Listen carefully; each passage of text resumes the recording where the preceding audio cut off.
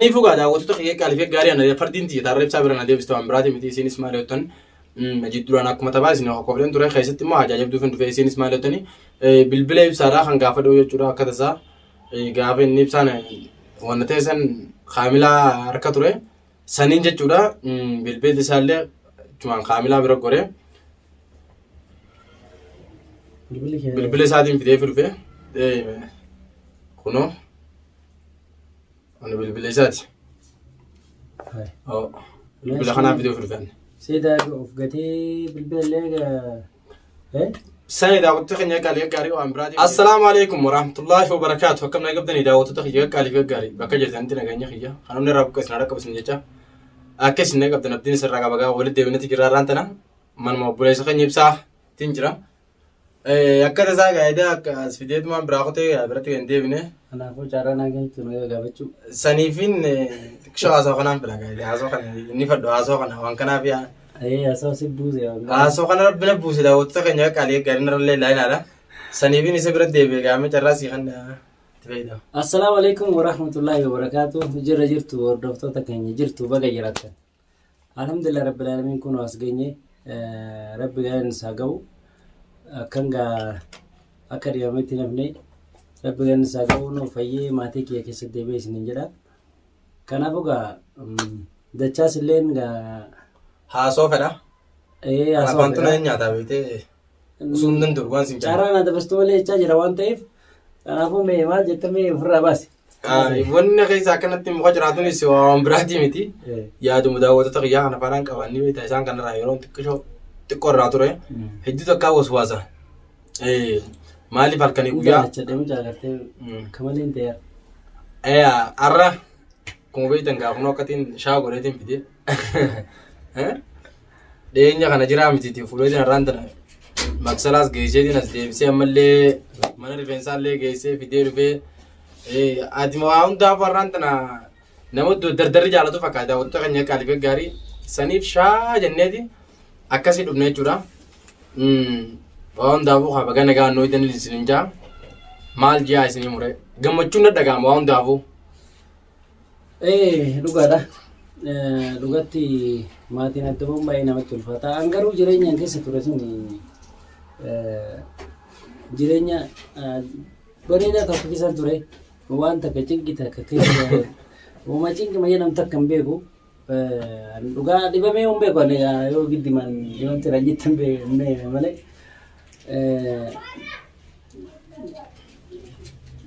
wanni ani yaadadhu ka biraati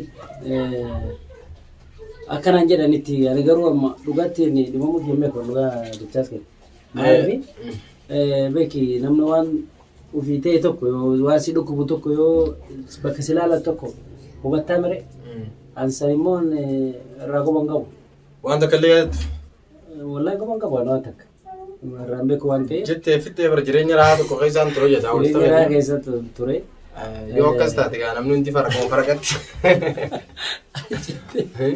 فرقت برا يعني وراني مالك سغلين كودلي باين دوزي جروان تي باي نتي qofaan naqamee ta'een beekwani akka durii sagaleen kiyya ananaasi sagalee baatilee dhiifama na godha sin jedha akkasitti hordoftoota keenya dachaas dhugaa galatoomis sin jedha na wajjin dhaabattee nafi akkan fayyu akka maatii keessatti buuna gochuu keetiif ulfaadhoon sin jedha akkasumaan immoo abdiilleen jedha namni biraa haadha manaatii yagaalii ijoollee tiyyas akkasii gaamee hundaafu gara isinii dhiyeessa jaralleedha. Anamma osoo jareenni isin hin dhiyeessine duratti nani maaliifu yaani akkanumatti gaa namni tokko gartee haleessa walitti mana galchine duwwaadhaa mana galee fayyee edaan gaal kan hanga saamee kaas bira taatiin gaasitti jechuudha jabana hundi bira godhee mana isaa hundi jechuudha itti aarsinee bakka xiqqoo irrumaan qalini malee ati onnee hafin jiru waan akka kiyyetti bakka irrumaa qaluu bichaa ta'uu fi jaarraan tana yoo naqqale jeetiin dhufeenisi egaa yoo danda'u naqqalaa yoo danda'u immoo tokko dhiifama naa godhaati nama dhukkubee dhufe gaafatamoo Nama dhukkubee waa fidanii gaafatamoo kaawolaa fidanii bagara bisifees jedhee akkasitti gammachiisa malee ani amma galata sii galchuu galata anaa miti kasii galchuu akka sii galcha. Laa san kenne bar waa'ee galata barbaade son ta'e ayyoon akka kaltees kaagaltee miti kana irraa kaltees. Yoo galata barbaade anuu keeti. Laa galata jenne galata galanni keeshan seenu. Waan kishaa miti. Akka jechuu yaa miti. An dandeessu na qalu yoo dadhabde immoo narraa qalu. Akka irra si hoyyaa yoo na qaltees yoo narraa qaltees sanaan carraan si kan dhirin jira akkami Kana sirraa galan. narraa qalta waan an geessu ati eega akkas taateef gorteemi anumaa itti qala daawwattoota keenya itti qaleetiin gaa duratti gaa biyya keenyatti akka beeknutti namni hoggaa warri suutii gisee waan kana dhage duratti mootummaan dhufte jeeffi gadhiifama. Jiddumaan ziyaadekkusuuf ijoolleen suutii faan gisee makiinaan mootummaa laakkana itti namni lubbuu bakkaan dhabaanillee santuuqa ta'u na dura jee. Suutii kanatti hedduu shurtaan naannessaa turte kanaaf inni sagalee shurtaa hanga san dhageenyaan haala gadhageeffata dhiifama irraa taadha. Saniif gaa biyya keenyatti namni gisee xiqqishoo onna jee nama gaa dhukkubee kana dhufanii wayii ilaalanii yookaan aanan yoo jaartii qabaatte jaartii hojii dhuftee laaltaa yookaan sokkora fa'aa bitee ilaala dhufee namni keenya gariini. Yookaan ammoo amma akka biyya kanaatti namni anamma bishaan tokkichaan bichaan qabadee dhufe bishaan biyya kanaa. Kanaaf mutii yaafin dhugu jira maaliif jennaan khiyyaree. Eegaa sanii fi daawwattoota keenya qalee gaarii ani gammachuu na dhagaamti gartee miti kallattuma gartee natti tolu hundaa hin ibsadda waan irra laaltanii garuu gammachuu irraa kan ka'e beekadhu. Isaanii miti anas irra laale malee waan takka qabatee. Ani laa harka duwwaan itti dhugaa dubbachuuf. Asiira. Ani fiifuu yeroo kana waa'een asiiraan bituun barbaade. Nama tokkollee gartee mi uumaan asiiraan bitu sunuu dhabeetiin dhufe daawwattoota keenya. Wayi nama rakkisaa. Kalas naasii bitaa. Naa bitus rakkoon hin jirtu. Alayyaa kalas. Akka naa bitus.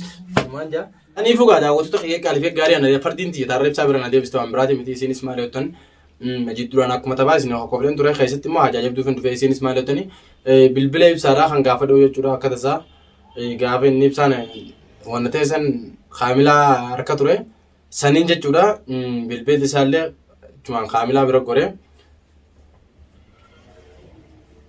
bilbila isaatiin fidee dhufe kunoo Ani bilbila isaati. Bilbila kanaaf fidee dhufe. Seedaa of gatee bilbila illee Sani daawwattoota keenya qaalee gaarii waan biraatiin miti jechuudha fardiin fidee dhufe. Kunoo reefu bishaan waan bitadee dhufe mire bishaan harkattiin qabadee dhufe garuu jawwaala isaa bishaan kaadhee dhufe. Saniif waa hundaafuu baga rabbi si fayyisee jechuudha baay'ee ibsa. Amiin wallahi atillee galatoomii bachaas kiyya.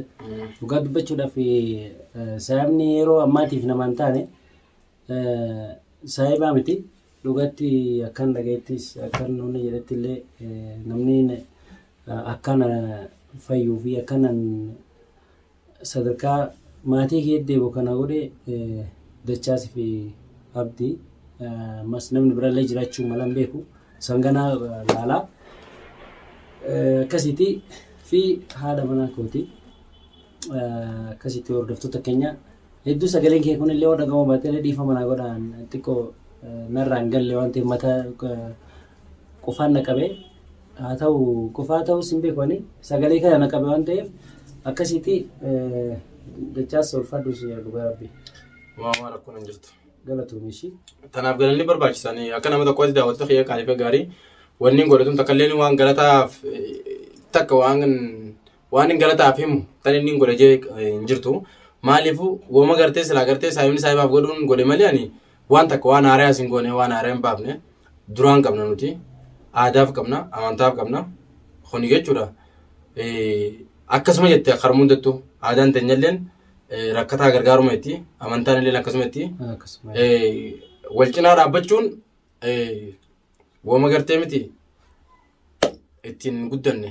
Dhugaatti dirqama saayibummaa baatee akka rabbileen akkana jaalata. Ilma namallee immoo nama bira dhaabatanii jaalata waan ta'eef saniifuu dhugaatti jaalatamii ulfaadhuu galatuumii jazaa rabbi si haa kafalu siin jedha. Taafte immoo waanta biraa immoo booda itti deebina. Kun jechuun anammaa asirratti dhugaa dubbachuudhaaf ani waan takka hedduu takka daawwattoonni kiyyaa waa hedduu wajjin dabarsine naaf daawwattoonni kiyya wal beekna. Ani akkuma nama tokkoottu akkuma wallaala kiyyaa kanattu waan hin fedhe hunda dalagee ilma namaa kanarraa takka agartee miti ilmi namaa yookaan boru akka saanaa godhuudhaaf yookaan akka saanaa ta'uudhaaf jecha takka waan takka godheen beekon rakkadhuus argadhuus waan hin godhu guutuu gartee miti haaliquma jechaan godhan. Maaliif namni jechuudha har'aan tanaan godhaa akkaan fedhe godheefis yoo deebi'ee namni sun nagara galallee halee waan kana si godhe hin jiru maaliif ilma namaati ilmi namaa kun gartee miti ni tolchaasi ni balleessaasi. Namni har'aan tanaa waan gaarii hojjetee boru deebi'ee immoo waan baddoo hojjechuu danda'a. Namni har'a garuu waan baddoo hojjetee boru deebi'ee waan kana sirreessuu danda'a. Saniif ilma namaa kana daddafanii itti irra murteessuun baay'ee takka gara an akka kiyyatti gisee ilaaluun natti ulfaata. Wallaalaadhaas kan gorfatu kan barsiifatu. Maali rakkoo uumameetu jira? Rakkoo osoo hin ta'in wantoonni takka takka fakkeenyaaf yeroo deemtu jireenya keessatti guufuun sitti heddummachuu dandeessi. Keessattuu waan khayriifaadhaaf yeroo lafaa kaatu gufuun sitti heddummaatti akaalifaatu hedduu baay'ata. Akaalifa kana garuu immoo agarteemi obsaayyoo keessa kutte malee daftee abdii kutattee dafee duuba si deebisa. Khayrii takka hojjechuu dandeessu namuma cinaa waraabachuu dandeessu. Maaliif keessattuu yeroo amma jirrutti biyya amma jiru tana wajjin wal qabsisnee biyya gartee miti biyya baddee keessa jirra. Qiyaamaan dhiyaattee akkuma isin hojjetan dhuguma sanitti qiyaamaan tagaan suni yeman mukanarraa ka'uu deemtana fakkaatti. Kallattii hundaanuu babbadu jirti magaalaan. Maaliif kan hundi guseen joobsa? Naasii keessa ibsa. Amma fakkeenyaaf gaanii beektaa namni asitti kun siirii olii godhaa, kun jaartii ol jalaa baasaa, kun waa hedduu takkaa jira, kun walidha. Kanaa wajjin ol qabsisee nutiin kun biyya akkana baddee kana keessa jirra jechuu barbaadeeti. Kanaaf gartee miti yeroo ati waan khayrii takka inni hojjedhettee lafaa kaatee haasinnis baay'achuu danda'a. Gufuu hedduutu baay'achuu danda'a. Gufuulee kana immoo yoo obsaan bira kutte malee yoo gartee gufuu takka tataruu itti gufatsan aljettee irraa deebite osoo hamnaa'uun eegaleen gisee gufatte gaafa hamna eegalte faa akkam si baay'achuu dandeessa. Karatti waan akka dandeessuuf karatti nafa itteetiif duuba deebita. Walaakin ammoo yoo tattaafatte galma ni keessa. Saniif abbaan fedha utaanaan galma fedha godhaaf jalqaba irratti wanni isa barbaachisu tattaaffedha. Itti eegetti karoorfatee boodatti karoora sanii karoorfatee dhiisuu osoo hin ta'in itti gartee tattaaffii godhu. Dacha fayyadamuu mana godhii bakka sanatti yoo rakkoo itti jaramu na fakkaate ani garuu hin beeku yoo waa jiraatan natti himati. Ani ammoo walumaa galatti daawwattoota keenya qaaliif gaarii har'a jawwaala ibsaa kana guddaa takka wanni fideefiif waan biraati miti. Wantoota gartee dhiyeenya kana dabarsu jirru guutuu as keessa jirti. Rakkoos ta'ee jechuun akkaataa ittiin itti miidhama isaa guutuu hedduu akka akkamitti akkam akkaan ta'e waan akkam akkaan ta'e nan gaafannee maal jechaa ture mire ni jira. Jawwaala isaa akka tasaa ta'e deengattummaa guyyaa takka kaamilaa hojjetan baane malee waa hedduu akka isa ture. Saniif asirraa waa hedduu takka hubachuu danda'a. Waa hedduu takka as keessa harkuu danda'a jechuu barbaadeeti. Kuni waan ibsaan deebiin qoratuuf hin jirtu maaliifu wanni hundinuu addunyaan harka isaa jirte jechuu barbaadeeti. Kuni basiidha. Saniif kana gizee biraa suuta laalta. Kanarraa kanaaf immoo kun jechuun waan nama aarsaa jechuun yaa miti aribsa. Akkaataa jireenya kee xeertee kan deenya kana keessa kutte kanaan baana baabaa qiyya.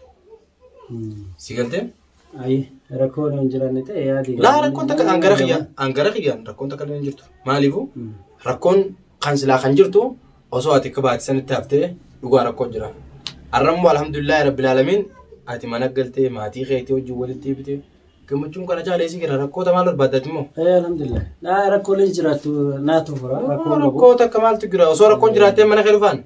Laa kalas tolaayee. Hai. Rakkoon jiraattu ati rakkoon naatu fura amma garuu ati mee bilbila. Saniif daawwattoota keenya qaaliif gaarii an dhimma kiyyaa dhimma taanta waliin beeknu jirti. San dhimma ibsaa laallatu miti dhimma dhuunfaa kiyyaati. Ramzii ni jirtani? Ramzii Dua 85